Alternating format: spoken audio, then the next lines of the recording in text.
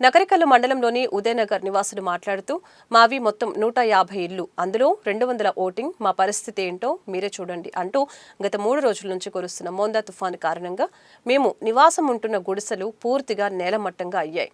మా ఊర్లో గత 3 రోజుల నుంచి కరెంటు పూర్తిగా లేదని, మాకు మంచినీటి సదుపాయం కూడా చాలా ఇబ్బందికరంగా ఉందని తెలిపారు. మాకు సరైన రహదారి కూడా లేదని వాపోయారు. మా యందు దయ ఉంచి అధికారులు స్పందించి మాకు న్యాయం జరిగేలాగా చూడాలంటూ వేడుకుంటున్నారు.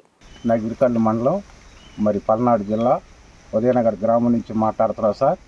ఇప్పటికి తుఫాను జరిగిన కాడి నుంచి కూడా మూడు రోజులు తుఫాను జరిగిన కాడి నుంచి కూడా మాకు తాగటానికి నీళ్లు సౌకర్యం కూడా లేక కరెంటు అప్డేషన్ అయ్యి చాలా ఇబ్బందులు పడుతున్నాం సార్.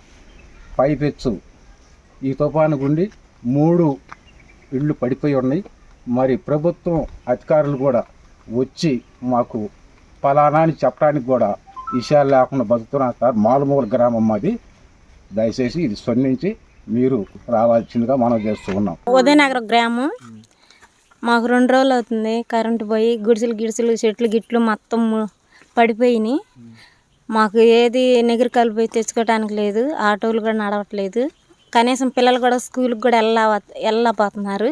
రోడ్డు సరిపరం కూడా తక్కువే. మాకు కరెంటు ఉంటేనే మంచినీళ్ళు, లేకపోతే లేదు. 3 రోజులు బట్టి కనీసం 3 రోజులు బట్టి కరెంటు కూడా లేదు.